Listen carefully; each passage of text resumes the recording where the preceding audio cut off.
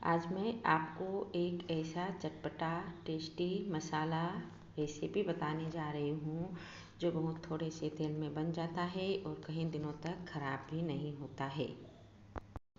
इसका उपयोग घर में या हॉस्टल में रहने वाले बच्चे कैसे करेंगे यह मैं बताऊंगी। सबसे पहले मसाला कैसे बनाते हैं। सभी मसाले छोटी चम्मच से लेने हैं। 2 चम्मच लाल मिर्च, आधा चम्मच राई, 1 चम्मच जीरा और 1.5 चम्मच धनिया, थोड़ा सा नमक और हींग ऑप्शनल है, बहुत थोड़ी सी। 2 टेबल स्पून तेल, इसे मीडियम फ्लेम पर गर्म होने के लिए रखें। तेल गर्म हुआ या नहीं, थोड़ा सा राई का दाना डालकर देख लें। तेल गर्म हो चुका है। राई के चटकने पर इसमें सभी राई को डाल दें और इसे हिला दें।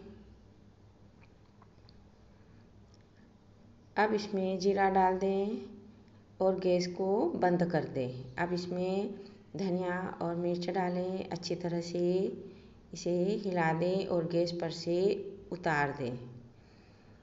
अब इसमें नमक और हींग डाल दें और इसे अच्छी तरह से हिला दें। अब इसे एक छोटी डिब्बी में भर दें और ठंडा होने पर डिब्बी का ढक्कन बंद कर दें। मसाला तो तैयार है। यूज़ देखेंगे तो आप चकित रह जाएंगे। हॉस्टल में रहने वाले अपने बच्चों को यह मसाला बनाकर दे दें तो उनका टाइम तो बचता ही है, साथ ही इसमें तेल भी बहुत कम लगता है। इसका उपयोग बाहर रहने वाले बच्चों के साथ ही हम अपने परिवार के लिए भी इसे बनाकर रख सकते हैं और कर सकते हैं। प्याज को चटपटा करना है तो प्याज लंबाई से पतला काट लें, उसमें थोड़ा सा नमक, थोड़े से इस मसाले को मिलाएं, थोड़ा सा नींबू का रस मिलाएं और इस तरह से चटपटा करें। चाहे तो आप सलाद को भी इस तरह से चटपटा कर सकते हैं। रोटी या पराठा लें या बच्चे टिफ़िन की रोटी में इस मसाले को लगाकर इस तरह से रोल कर उपयोग कर सकते हैं। साथ ही इसके ऊपर मसालेदार प्याज को डालकर आराम से इसे खा सकते हैं। ट्रेवलिंग के समय भी आप इस तरह से तैयार करके दे सकती हैं। कोरोना का टाइम चल रहा है, बस हाथों को सैनिटाइज करें और इसका उपयोग करें। दही में इस मसाले को डाल दें, बहुत थोड़ा सा नमक डालें, अगर आप मीठा पसंद करती हैं तो थोड़ी सी चीनी डालें और इसमें इसे अच्छी तरह से मिला दें। इस तरह से दही को चटपटा कर सकती हैं या फिर इसमें फ्रूट्स मिलाकर रायता बना सकती हैं। उबला हुआ साबुत अनाज लें किसी भी प्रकार का, उसमें आम का सिरप डालें, थोड़ा सा इस मसाले को डालें और अच्छी तरह से मिक्स कर दें। अगर नमक नहीं डाला हुआ है तो नमक डाल दें। चाहे तो आप अंकुरित अनाज भी इस तरह से चटपटा कर सकती हैं। फिर मसालेदार प्याज इसमें मिलाकर इसका उपयोग करें।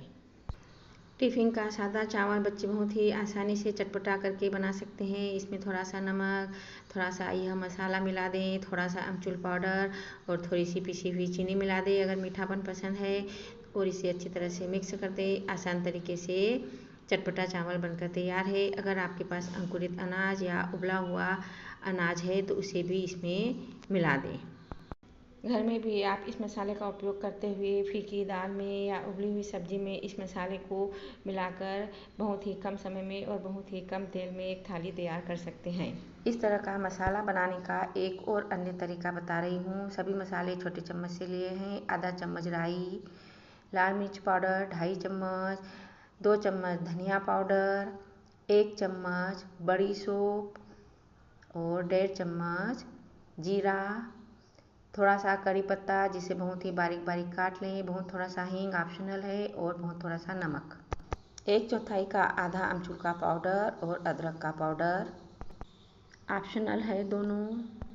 कढ़ाई में 2 टेबल स्पून तेल मीडियम फ्लेम पर गर्म करें। इस तरह से इसे ऊपर नीचे भी कर दें। अब इसमें थोड़ा सा राई डालकर देख लें, राई चटकने लगा है, इसका मतलब है कि तेल गर्म हो चुका है। अब इसमें हम राई को डाल दें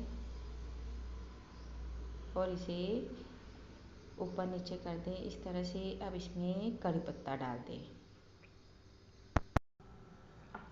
थोड़ी देर तक करी पत्ते को फ्राई कर लें। ध्यान रहे करी पत्ता बहुत ही छोटा छोटा काटना है ताकि वह अच्छी तरह से फ्राई हो जाए। अब इसमें सौंफ और जीरा डाल दें और इसे अच्छी तरह से मिक्स कर दें। थोड़ी देर सेकने के बाद गैस को बंद कर दें। अब इसमें मिर्च और धनिया डाल दें और इसे अच्छी तरह से मिक्स कर दें।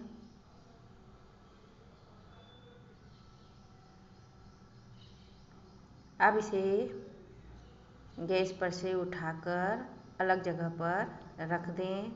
अब इसमें नमक और हींग को डालकर अच्छी तरह से मिक्स कर दें। हींग ऑप्शनल है। अब इसमें अदरक का पाउडर और अमचूर का पाउडर मिला दें, यह भी ऑप्शनल है। अच्छी तरह से मिक्स कर दें और फिर इसे एक डब्बी में भर दें। ठंडा होने पर डब्बी का ढक्कन बंद कर दें। अगर आप ज़्यादा मिर्च पसंद नहीं करते हैं तो इसमें से मिर्च की मात्रा को कम करके भी इस मसाले को बनाया जा सकता है। अगर आप चींटियों से बहुत परेशान हो गए हैं और आपके घर के किचन में रखी हुई वस्तुओं को चींटियों से बचाना चाहते हैं और बिना किसी खर्चे के इस काम को करना चाहती हैं तो आप पॉलीथीन की पन्नी को लें। अगर हमें इसे चींटियों से बचाना है तो इसके ऊपर इसे इस तरह से काट लें। अब पन्नी को फैला लें और इसे डब्बे के ऊपर रखें। चारों तरफ से पन्नी बाहर निकली हुई होना चाहिए। ढक्कन बंद कर दें। इसी तरह से बेसन को भी कर सकते हैं आप, जिसमें चींटियाँ होती है। बस ध्यान रहे पॉलीथीन की पन्नी अच्छी तरह से बाहर निकली हुई होनी चाहिए ढक्कन लगाने के बाद। इस तरह से अगर आपने पॉलीथीन की पन्नी को इस तरह से रखा है और थोड़ा खुला रह गया है तो इसमें चींटी होने की संभावना बढ़ जाएगी, क्योंकि गैप वाली जगह से चींटी अंदर चले जाएगी।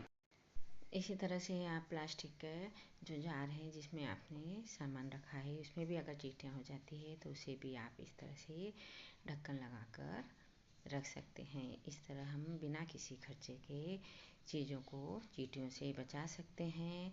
साथ ही साथ इसे सुंदर आकार देना है तो आप इस तरह से इसके किनारे को काट दें तो यह और भी ज़्यादा सुंदर लगेगा किचन में। इस तरह से इसके भी इस तरह से काट दें। बस ध्यान रहे कि जब भी आप किसी भी वस्तु को रखते हैं तो ढक्कन लगाने के बाद पॉलीथीन की पन्नी इस तरह से बाहर निकली हुई हो, गैप बिल्कुल ना रहे। अगर गैप रहेगा तो चींटी होने की संभावना रहेगी और इसमें से सामान निकालते समय बहुत ही आसानी से सामान भी आप निकाल सकते हैं। और अगर आपका ढक्कन बहुत ही ज़्यादा ढीला है तो आप एक की जगह 2 पॉलीथीन की पन्नी लेकर ढक्कन को बंद कर दें। इस तरह बिना किसी खर्चे के चींटियों से बचाव हो जाएगा।